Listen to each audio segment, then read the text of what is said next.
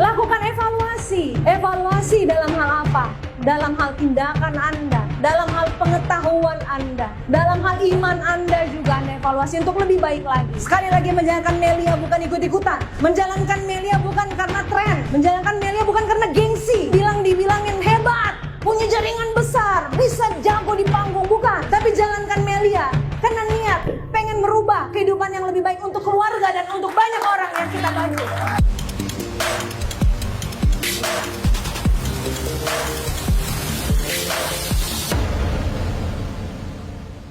Apa kabar? Ada aplaus yang meriah untuk kita semua. Masya Allah, hari ini saya diamanahkan untuk membawakan sesi spesial sharing tentang perjuangan menjadi leader. Ini bismillah ya, mudah-mudahan bisa menjadi motivasi buat teman-teman semua yang mau berjuang di Melia. Karena perjuangan di Melia itu begitu indah sebenarnya. Membawa ke titik di mana kita bisa berbagi dengan orang lain, bermanfaat untuk orang lain. Dan saya merasakan semua yang saya idam-idamkan, cita-cita, doa, harapan itu Masya Allah diwujudkan Allah melalui berjuang di Melia Sehat Sejahtera. Ya. Alhamdulillah hari ini kita sharing ya. Kenapa sampai saya menjalankan Melia? Karena ini adalah perjuangan panjang dalam pencarian. Jadi dulu sedikit sharing aja kenapa saya sampai getol mencari obat alternatif selain obat medis. Karena di keluarga saya ada riwayat keluarga yang mengalami penyakit sudah bertahun-tahun lamanya. Itu perbaikan kesembuhan itu ya kapan minum obat, alhamdulillah hilang gejalanya. Tapi sejak obatnya berkurang, kan obat medis kan tuh kalau diminum jangka waktu efek dia cuma sekitar berapa jam, habis itu efek itu habis dan akan kambuh lagi. Benar? Nah, itu kejadian kepada anak saya sendiri yang mengalami asma. Dari umur dia masih balita sampai dia SD, hampir tamat SD, obat kimia terus ketergantungan. Badannya kurus, kecil. Adiknya tidak asma, badannya lebih tinggi, lebih kokoh dan kekar. Kadang-kadang selalu orang nanya, ini adik apa kakaknya? Ini kakaknya, kok badannya lebih kecil, pendek, kurus begitu ya? Sakit-sakitan. Coba Anda bayangkan sebagai seorang ibu yang anaknya nggak bisa berkembang dengan baik. Sedikit-sedikit sakit, sedikit-sedikit terhambat pendidikan di sekolah dan sebagainya. Dan khawatir gimana obat-obat itu efek terhadap ginjalnya. Jadi saya nyari terus apa solusi ini. Berbagai macam alternatif yang disarankan berdampingan dengan obat medis saya lakukan. Minum ini, cari obatnya. Minum herbal ini, cari. Tidak ada yang memuaskan. Jadi dari hasil pencarian, cari-cari itu bukan hanya satu penyakit dalam keluarga ya. Ibu saya mengalami diabetes. Diabetes yang tinggi, kadar gula 500-600. Minum obat memang turun, tapi setelah itu kambuh lagi. Jadi memang obat kimia itu bagus sekali, Masya Allah, untuk membantu mempercepat memulihkan pasien untuk jangka waktu tertentu. Tapi kalau mau diminum jangka panjang, deg-degan juga. Itulah makanya sampai saya mencari apa pendamping obat medis agar jangan ketergantungan seumur hidup. Akhirnya itulah alam bawah sadar terus mencari, menjadi doa Allah jawab dengan mempertemukan dengan produk ini. Masya Allah, anak saya mulai ikhtiarkan saya minum dan alhamdulillah sejak dia SD kelas 5 atau kelas 6 saya lupa itu dia ketemu Melia Propolis, dan sejak dia masuk SD kelas 6 sampai dia tamat kuliah hari ini, dia sudah tamat kuliah, tidak pernah lagi ketergantungan obat asma. Masya Allah, sejak minum propolis kayaknya dia, menurut saya, kalau dulu harus dibimbing belajarnya, ditemenin. Ini nggak belajar sendiri. Dia bisa mencapai level yang Masya Allah, tidak pernah terbayangkan oleh saya. Prestasi-prestasinya itu bikin saya bersyukur sekali, untung dia sehat. Alhamdulillah dia dikirim ke Amerika untuk sekolah berapa minggu. Kemarin dia lulus juga. Bahkan skripsinya mau dijadikan skripsi buat universitas karena skripsinya luar biasa kata dosennya, Masya Allah. Bersyukur kepada Allah. Media untuk dia bisa kembali menjadi baik, ketemunya di Melia Sehat Sejahtera. Nah, berangkat dari produk itulah saya merasakan nikmat lain lagi, yaitu nikmat kesejahteraan finansial. Sejak kecil saya adalah tipe anak yang pemalu, minderan, tetapi ceria. Artinya selalu berpositif thinking. Suatu hari guru ngaji menyampaikan bahwa kita harus jadi muslim yang kaya. Kenapa? Karena dengan kekayaan kita bisa dapat pahala jariah, bisa bangun masjid, bisa bangun pesantren, bisa bersedekah banyak, bisa umroh. Nah, gimana caranya jadi orang kaya, Pak Ustaz? Untuk menjadi orang kaya, untuk memiliki banyak uang, yang pertama tentu lahir dari keluarga kaya. Anda, kita semua sudah lahir dari keluarga kaya? Belum. Bukan belum, Anda sudah lahir. Yang kedua, menikah dengan orang kaya. Nah ini bilang, belum. Nah, berarti ada cita-cita menikah dengan orang kaya. Kalau menikah sama orang kaya berarti dianya nggak mau berjuang merubah hidup lebih baik, tapi dia hanya mencari pasangannya yang kaya biar dia ikut nompleng jadi orang kaya. Apakah itu Anda? Ya, itu juga bukan saya. Maka saya bilang, ini bukan. Yang ketiga, bisnis. Nah, saya berpikir, oke, saya mau bisnis, tapi bisnis apa gitu ya. Dan Ustaz juga ngomong, supaya kita bagus hidupnya, kalau bisa usahakan punya amal jariah. Amal jariah itu seperti apa? Ya di tingkat dimana kita udah punya uang, di tingkat kita udah memiliki semua yang kita cita-citakan sudah ada. Tentunya kita ingin hidup yang baik dunia akhirat, benar nggak? Niatnya karena Allah, lillahi ta'ala. Jadi supaya bisa dapat amal jariah, jadilah seorang guru yang ilmunya bermanfaat untuk banyak orang. Jadi pahala jariah, bener nggak? Nah, disitulah saya termotivasi sejak kecil. Untuk dapat pahala jariah mungkin jadi guru atau bisa jadi dokter. Saya bilang, akhirnya saya belajar sungguh-sungguh supaya bisa kaya juga jadi dokter bisa kayaknya. Karena saya pengen jadi muslim yang kaya. Jadi kecil itu belajar sungguh-sungguh gara-gara motivasi itu tadi. Akhirnya seiring waktu menuju proses jadi dokter itu, subhanallah, perjuangan. Belajar sampai malam, tidak ada nongkrong-nongkrong seperti anak muda lain. Sampai akhirnya jadi dokter itu tidak menikmati masa muda seperti anak-anak muda lainnya yang main-main. Belajar kita, textbook sebesar-besar ini harus dihafal. Berharap pas jadi dokter bisa hidup berubah. Ternyata saya jadi dokter, saya PTT, gaji UMR sama dengan pegawai negeri dasar lainnya. Kerja di puskesmas sama, gajinya ini tidak bisa berubah. Akhirnya di tahun keberapa itu sudah berkeluarga, saya sama suami malah punya hutang. Kami coba waktu itu bangun wartel dan warnet. Warnet butuh uang sekitar berapa ratus juta buat beli komputer 30 biji. Waktu itu kan bikin bilik-bilik gitu ya. Waduh, 300-an juta kalau salah itu. Buka, itu waktu itu zaman dulu nggak ada kayak sekarang ada speedy wifi yang murah-murah. Nggak, dulu tuh bayar provider buat internet itu 9 juta satu bulan. Untuk 30 komputer. Pemasukan 11 juta. Gaji pegawai, satu orang saja gaji waktu itu 1 juta. Berarti untungnya cuma 1 juta sebulan. Modal 300 juta. Belum lagi kalau komputernya rusak-rusak karena orang main game itu mainin tuk tuk tuk tuk deg deg deg deg. Kalau dia kesel ditendangnya juga komputer.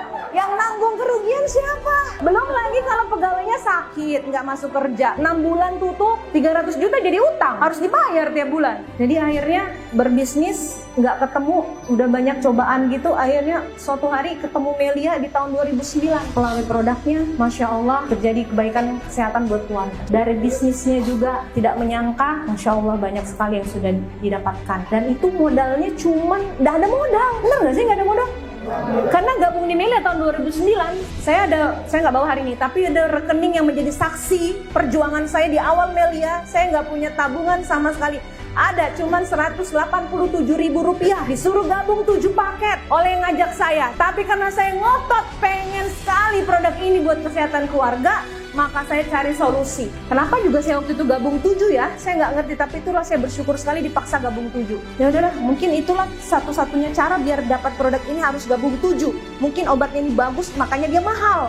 Udah positive thinking, pulang ke rumah, pergi ke Pegadaian, gelang yang ada di lemari saya gadekan dulu. Iya, karena kalau mau minta sama suami pasti nggak dikasih. Mau minta uang, Hani. Panggil suami Hani ya.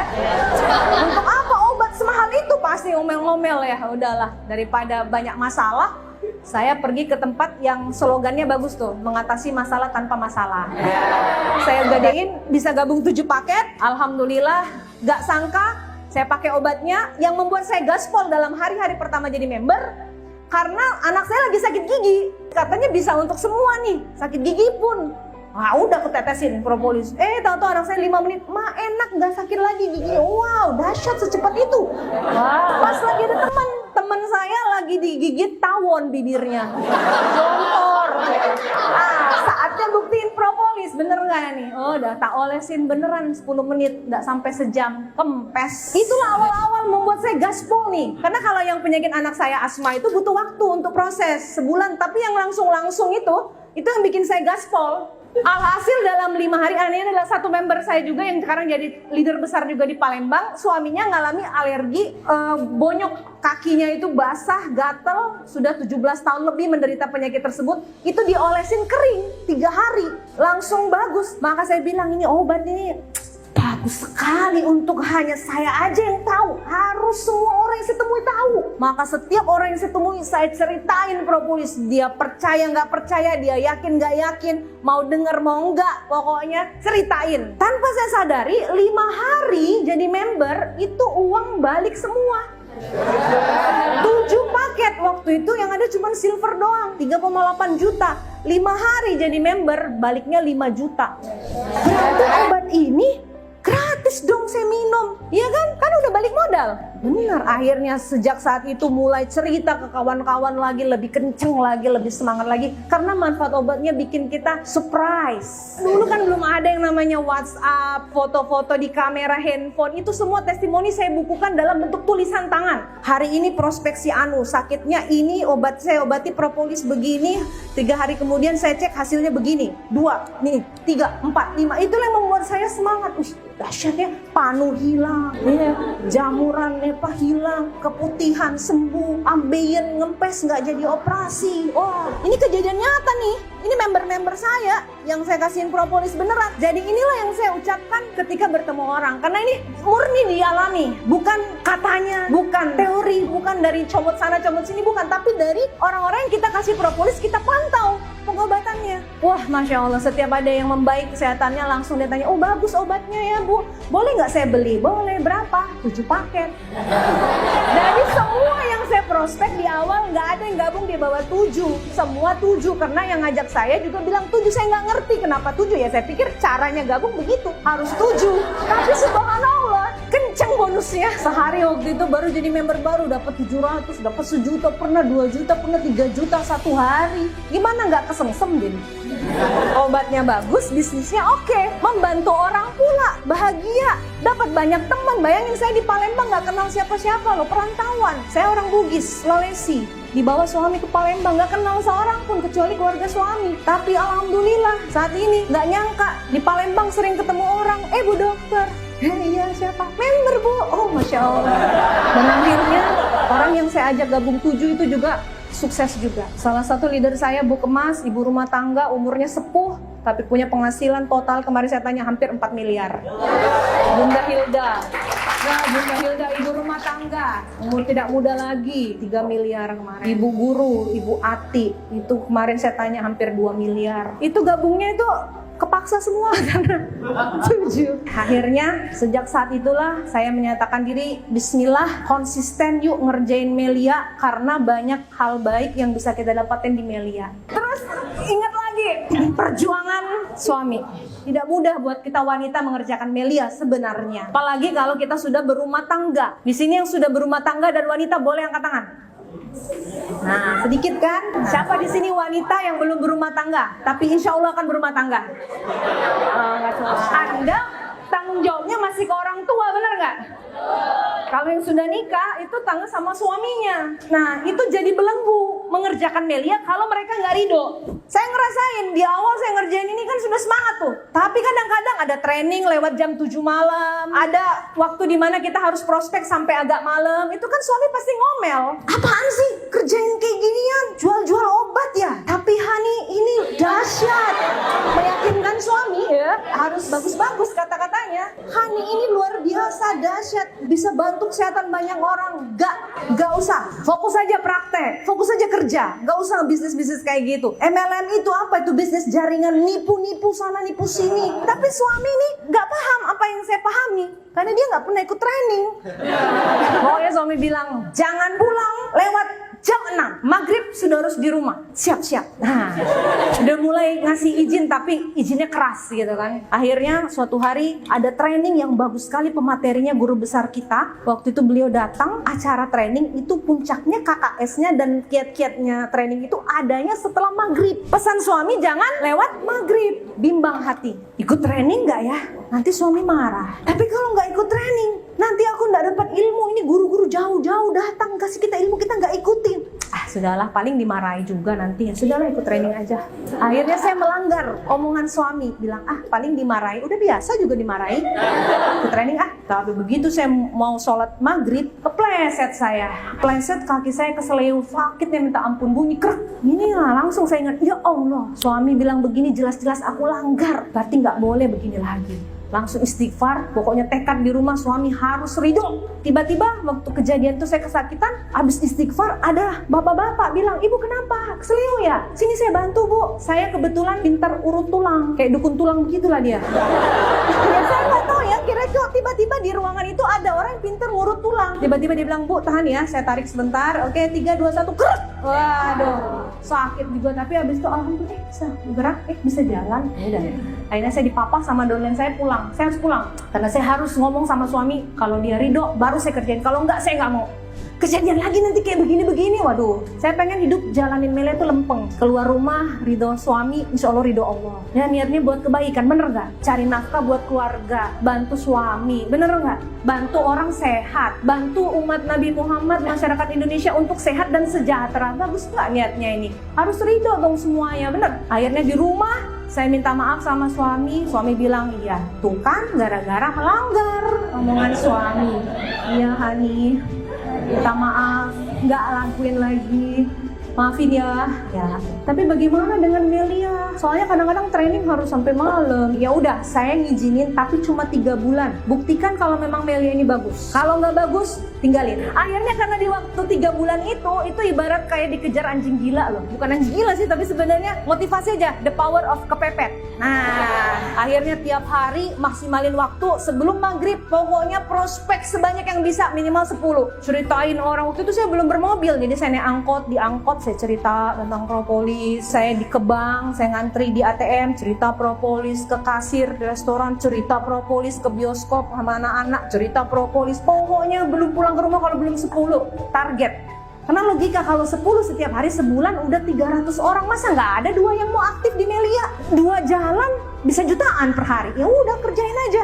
Subhanallah, di 3 bulan tenggat waktu suami, saya datang menghadap suami melaporkan.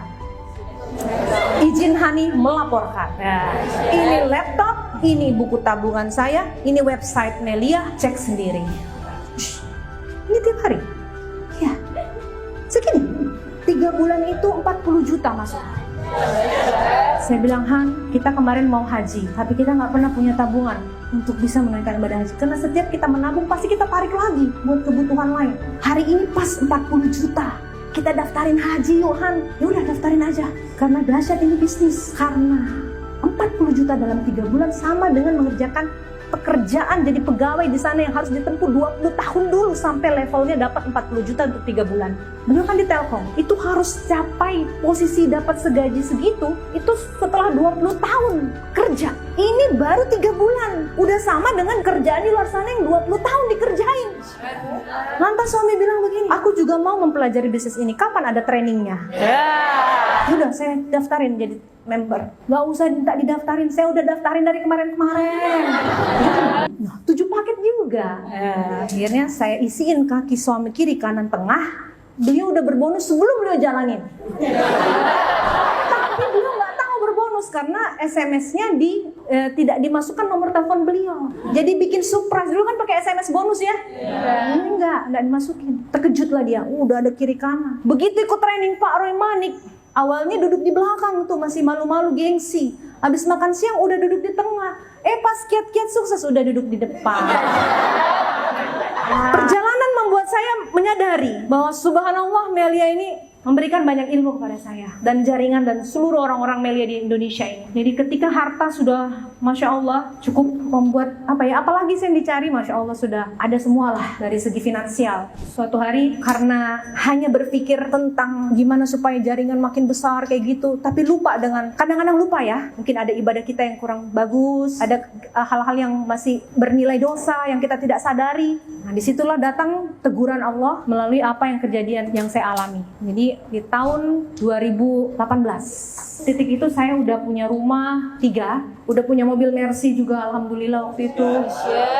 Pokoknya bonus udah jutaan-jutaan per hari. Suatu hari karena euforia semangat untuk umroh, saya waktu itu berangkat umroh, saya usahakan tiap tahun insya Allah bismillah untuk berangkat umroh. Jadi pengen terus mau umroh, rindu lagi ke Baitullah, rindu lagi. Akhirnya saya mau motivasi jaringan saya juga, ayo umroh juga. Karena umroh itu nikmat sekali. Ini ada perusahaan umroh yang ngasih harga tidak terlalu mahal. Yuk kita rame-rame berangkat. Awalnya saya cuma bawa tahun pertama 14 orang.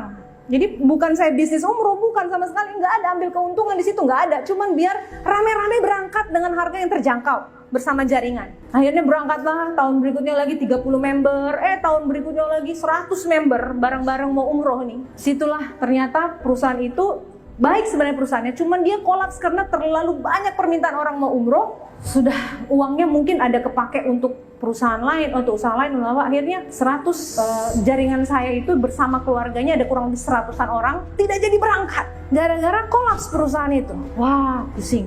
Gimana ini? Kalau dihitung itu nilainya itu sekitar 10 miliar. Karena yang terdaftar 100 itu sebagian adalah keluarga member, jadi tidak kenal saya. Ada yang marah-marah. Saya nggak mau tahu, saya kan udah terdaftar di tim Anda untuk berangkat umroh. Jadi Anda harus berangkatin saya. Banyak kayak gitu. Wah, udah tahu uangnya bukan disetor ke kita, uangnya kan ke perusahaan. Kita cuma ngajak bareng-bareng. Tapi mereka nggak ada yang mau tahu. Ada juga bilang, gimana Bu Dokter tolong bantuannya? Saya tahu Bu Dokter nggak salah, Bu Dokter uangnya bukan di Bu Dokter, kami setor ke kantornya, kantor perusahaan umroh itu. Tapi Bu Dokter kan banyak uang katanya, tolonglah bantu kami.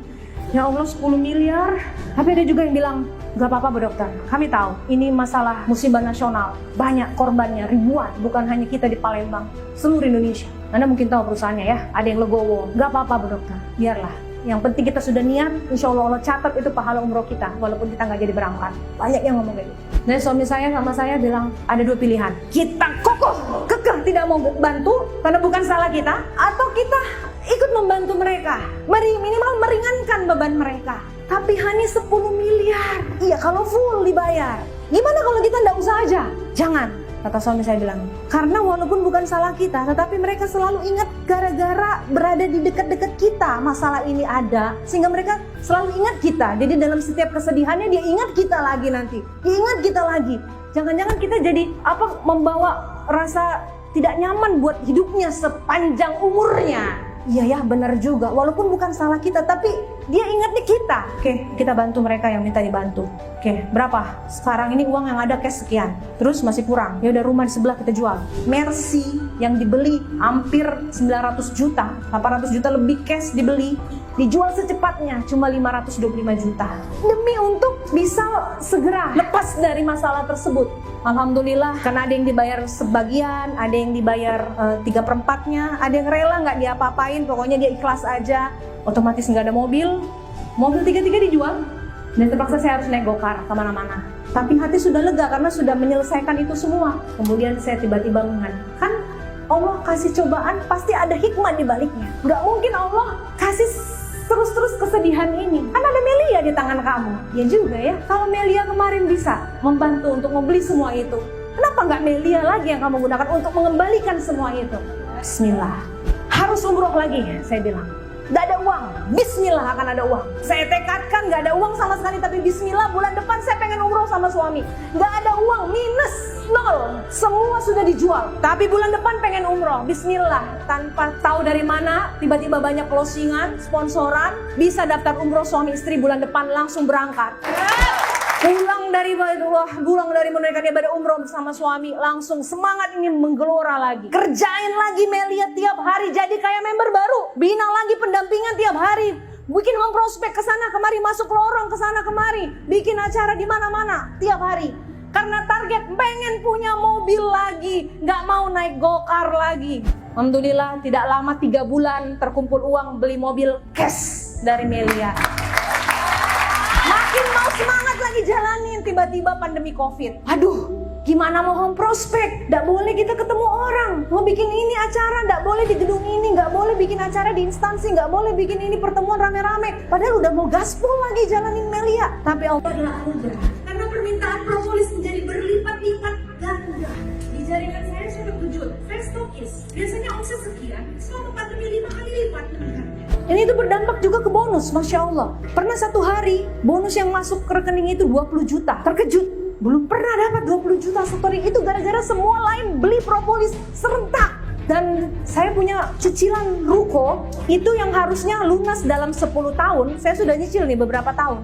Dan itu harus saya lunasi tiap bulan 15 juta per bulan selama 10 tahun baru lunas. Tapi gara-gara pandemi COVID, terkumpul uang untuk melunasi ruko itu dalam waktu 6 bulan saja. Jadi teman-teman, kalau kalau ada musibah seperti apa yang Anda alami dalam hidupnya, percayalah, itu adalah sebuah ketetapan yang terjadi dalam hidup Anda. Anda harus ridho dan ikhlas dengan hal tersebut. Jangan menyalahkan siapapun. Maka Anda ikhlas, dan kemudian Anda bangkit lagi dengan semangat, lakukan evaluasi. Evaluasi dalam hal apa? Dalam hal tindakan Anda, dalam hal pengetahuan Anda, dalam hal iman Anda juga Anda evaluasi untuk lebih baik lagi. Sekali lagi, menjalankan Melia bukan ikut-ikutan. Menjalankan Melia bukan karena tren. Menjalankan Melia bukan karena gengsi. Dibilangin hebat, punya jaringan besar, bisa jago di panggung, bukan. Tapi jalankan Melia karena niat pengen merubah kehidupan yang lebih baik untuk keluarga dan untuk